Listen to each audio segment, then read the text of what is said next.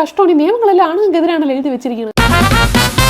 സ്ത്രീകൾക്ക് വേണ്ടി എന്തിനാണ് ഇത്ര നിയമം എഴുതി വെച്ചിരിക്കണം നമ്മുടെ രാജ്യത്ത്? നമ്മുടെ രാജ്യത്തെ നിയമങ്ങളൊക്കെ എന്തിന്റെ അടിസ്ഥാനത്തിലാണെന്ന് അറിയോ? ഇല്ല, എന്തിന്റെ അടിസ്ഥാനത്തിലാണ്?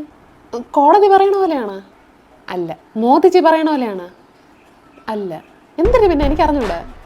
കോൺസ്റ്റിറ്റ്യൂഷൻ ഓഫ് ഇന്ത്യ, ഇതിനകത്ത് ആർട്ടിക്കിൾ 15 എന്ന് പറഞ്ഞൊരു സാധനമുണ്ട്. അതിനകത്ത് പറഞ്ഞിരിക്കുന്നത് prohibition of discrimination on grounds of religion, race, caste, sex or place of birth എന്നാണ്. അതായത് ഈ ഒരു സാധനത്തിന്റെ പേരിൽ ആരെയും ഡിസ്ക്രിമിനേറ്റ് ചെയ്തുകൂടാ. കണ്ട ഇതാണ് ഞാൻ പറഞ്ഞത്. പക്ഷേ ഇതിനകത്തൊരു ക്ലോസും കൂടെ പറയുന്നുണ്ട്. Nothing in this article shall prevent the state from making any special provision for women and children. അതെന്തായിരിക്കും? ഇതാണ് ഞാൻ പറഞ്ഞത്. എല്ലാം പെണ്ണുങ്ങൾക്ക് വേണ്ടിയിട്ടാണ്, എല്ലാ ആണുങ്ങൾക്ക് എതിരായിട്ടാണ്. പൊതുവെ നമ്മുടെ സമൂഹത്തിൽ ആരാണ് സ്ത്രീധനം കൊടുക്കുന്നത്? പൊതുവെ പെണ്ണുങ്ങളാണ്. ആരാണ് പൊതുവെ റേപ്പ് ചെയ്യപ്പെടുന്നത്? ജനറൽ. അത് കൂടുതലും ചിലപ്പോൾ പെണ്ണുങ്ങളായിരിക്കും. ഇതിനെയാണ് നമ്മുടെ സൊസൈറ്റിയുടെ ഇൻഹറന്റ് ആയിട്ടുള്ള ഒരു ബയസ് എന്ന് പറയുന്നത്. സ്ത്രീകൾ അനുഭവിക്കുന്ന ഈ പ്രശ്നങ്ങൾ അളവിൽ ഒരുപാട് കൂടുതലാണ്. അതുകൊണ്ടാണ് അതിനു വേണ്ടി നിയമം ഉണ്ടാക്കണം. ഇപ്പോൾ ഒരു പ്രശ്നം എന്ന് പറഞ്ഞു കഴിഞ്ഞാൽ ഇതിനകത്ത് കൊടുത്തിരിക്കുന്ന അനുസരിച്ച് നമുക്ക് മൊത്തം നിയമങ്ങളൊക്കെ രൂപീകരിക്കാൻ പറ്റുള്ളൂ. അതൊക്കെ ശരി മനസ്സിലാക്കും. പക്ഷെ എന്തിനാണ് ഈ പെണ്ണുങ്ങൾ ഈ നിയമങ്ങളൊക്കെ എടുത്ത് ആണുങ്ങൾക്കെതിരെ ഒരു ആയുധം പോലെ ഉപയോഗിക്കുന്നത്? കാരണം എത്ര ഫേക്ക് കേസുകൾ വരുന്നുണ്ടെന്ന് അറിയോ? ഇതൊരു മിസ്യൂസ് അല്ലേ സംഭവിക്കണത്? മിസ്യൂസ് മാത്രമല്ല, ഈ പറഞ്ഞ നിയമങ്ങളുടെ ഓവർ യൂസും അബ്യൂസും നടക്കുന്നുണ്ട്. സ്ത്രീകളെ സംരക്ഷിക്കാൻ വേണ്ടിയുള്ള നിയമങ്ങൾ മാത്രമല്ല, സോഷ്യലി ആൻഡ് എക്കണോമിക്കലി ബാക്ക്വേർഡ് ആയിട്ടുള്ള ക്ലാസ്സുകളെ സംരക്ഷിക്കാനുള്ള നിയമങ്ങളിലും, അത് മാത്രമല്ല സ്കെഡ്യൂൾ കാസ്റ്റ്, സ്കെഡ്യൂൾ ട്രൈബ് എന്നിവരെ പ്രൊട്ടക്ട് ചെയ്യാനുള്ള നിയമങ്ങളെയും മിസ്യൂസ് ചെയ്യുന്നുണ്ട്.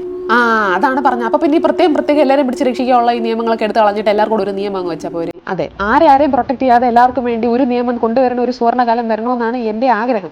പക്ഷെ എന്തെന്ന് വെച്ച് കഴിഞ്ഞാൽ ഇത്രയും ക്രൈം റേറ്റുകൾ കുറച്ച് ആൾക്കാർക്കെതിരെ ഭയങ്കരമായിട്ട് കൂടി നിൽക്കുമ്പോഴത്തേക്കും ഇങ്ങനെയുള്ള നിയമങ്ങൾ ഉണ്ടായാലേ പറ്റുള്ളൂ. അപ്പൊ ഈ ഇൻജസ്റ്റിസ് അനുഭവിക്കുന്ന പാവപ്പെട്ടവർ എന്തോ ചെയ്യും? ഏറ്റവും കൂടുതൽ ആൾക്കാരുള്ള രാജ്യമല്ലേ നമ്മളത്. നമ്മുടെ രാജ്യത്ത് 10 ലക്ഷം ആൾക്കാർക്ക് എത്ര ജഡ്ജ് ഉണ്ടെന്നാണ് തോന്നുന്നത്? 10 ലക്ഷം ആൾക്കാർക്ക് എത്ര ജഡ്ജാവും? അത് കുറെ 10-15 ജഡ്ജുകൾ കാണുമല്ലേ? 15 മുതൽ 21 ജഡ്ജാണുള്ളത്. ഇനി ഈ പറയുന്ന ജെൻഡർ ന്യൂട്രൽ ലോസ് ഒക്കെ ഉള്ള വലിയ ഡെവലപ്ഡ് രാജ്യങ്ങൾ എത്രയാണുള്ളതെന്ന് അറിയോ?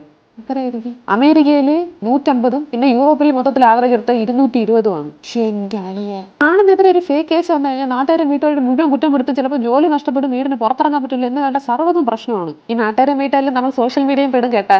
ഇങ്ങനെ അത് കാരണം എന്തെല്ലാം പ്രശ്നങ്ങൾ ഉണ്ടാവണമെന്ന് അറിയോ? അതാണ് justice delayed is justice denied.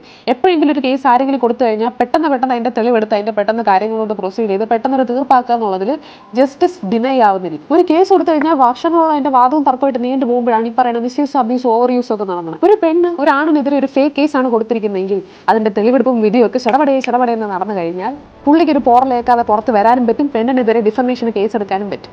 അതായത് നമ്മുടെ legal and judicial system strong ആക്കുക എന്നുള്ളതാണ് ഇതിന്റെ ലോങ് ലാസ്റ്റിംഗ് ആയിട്ടുള്ള ഏക വഴി.